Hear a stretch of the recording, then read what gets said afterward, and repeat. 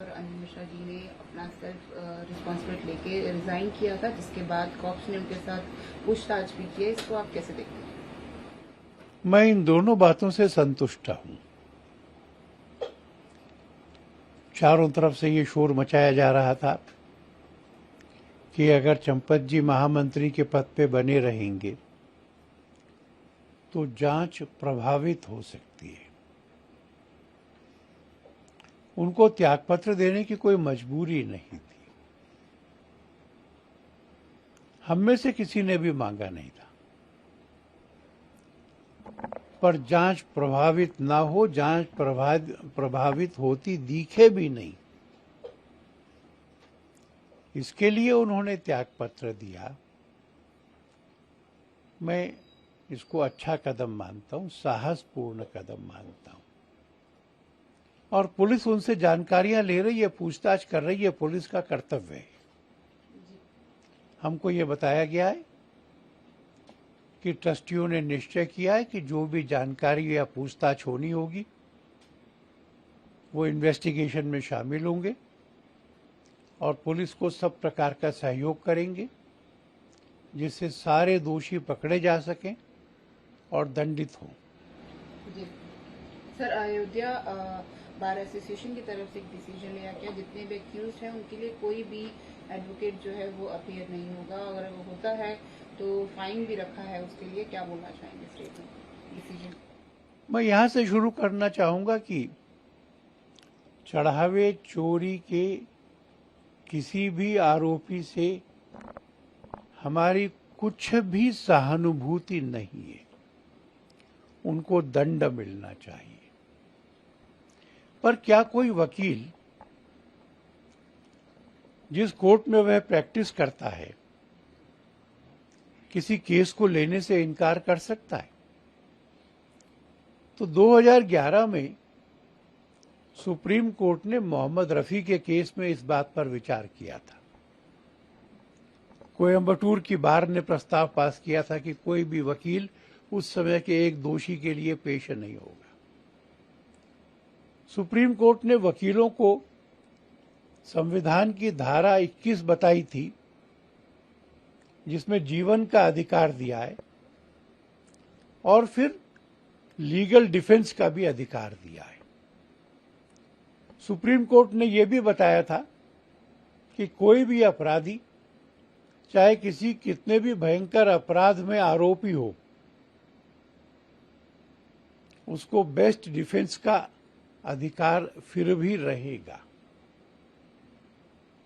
Supreme court ने bar association के professional conduct के उस रूल को भी बताया था, जिसमें लिखा है कि कोई वकील ऐसे केस को लेने से इनकार कर नहीं सकता जो उस कोर्ट में है जिस कोर्ट में वो जाता है और उसे पूरी फीस दी जा रही है। और इस तरह के प्रस्तावों को सुप्रीम कोर्ट ने अनलॉफुल बताया, अनकॉन्स्टिट्यूशनल बताया और प्रोफेशनल एथिक्स के खिलाफ बताया।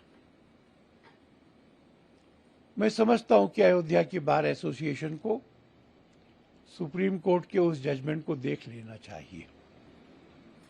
जी सर, साथ ही इस पे पॉलिटिक्स भी काफी हो रही है। कांग्रेस जो है वो कह रहे हैं कि हम लोग को राम मंदिर में दर्शन के लिए जाने नहीं दिया जा रहा। उनकी तरफ से कहा जा रहा है क्या आज के टाइम पे दर्शन करना कोई गुनाह हो गया, जिस तरह से हाउस अरेस्ट किया गया लीडर्स को?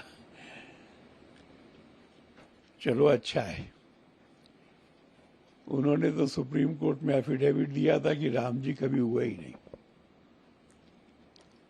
और फिर जब प्राण प्रतिष्ठा थी तो खड़गे जी के पास तो मैं भी गया था, आप पधारिए। सोनिया जी के पास भी हमारे में से लोग गए थे कि आप पधारिए।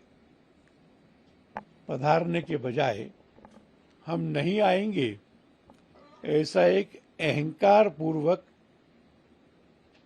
प्रेस स्टेटमेंट जारी किया था। उसके बाद भी नहीं आए, आज तक भी नहीं आए। 1948 में जब मूर्तियां प्रकट हुई थी राम जन्मभूमि पे, तो प्रधानमंत्री नेहरू ने पत्र लिखा था, मूर्तियां वहां से हटवाओ, जरूरत पड़े तो बल प्रयोग करके हटवाओ। वहां कमिश्नर मेनन थे। मेनन ने सरकार को लिखा कि बल प्रयोग का मतलब होगा गोलियां चलवाना। मैं राम भक्तों की हत्या में भाग नहीं ले सकता। अगर सरकार को ये करवाना है तो मैं नहीं करूंगा, मैं त्यागपत्र देता हूं, किसी और से करवा लो। तो आज अचानक इतना प्रेम कहां से उमड़ा है? ये सब 2027 के चुनाव के लिए हो रहा है। भगवान ने कहा है, राम जी ने, मोहे कपट छल छिद्र न भावा। राम जी भी देख रहे हैं, जनता भी देख रही है, चालबाजियां समझती है। आने वाले समय में इसका पूरा दंड कांग्रेस और समाजवादी पार्टी को भुगतना पड़ेगा। जी, एक आखिरी सवाल ओवैसी का कहना है कि अगर इसकी जगह कोई मुस्लिम दोषी होता तो उस पर कार्रवाई होती, बुलडोजर उसके घर पे चलाया जाता। अब क्यों नहीं ऐसा कोई डिसीजन लिया जा रहा है? थोड़ा इंतजार करिए ओवैसी जी, एक भी नहीं बचेगा, कोई एक भी नहीं बचेगा। कोर्ट दंड देगी, ये सलाखों के पीछे जाएंगे, चक्की पीसेंगे। यही हमारा और इन लोगों का भी प्रायश्चित होगा।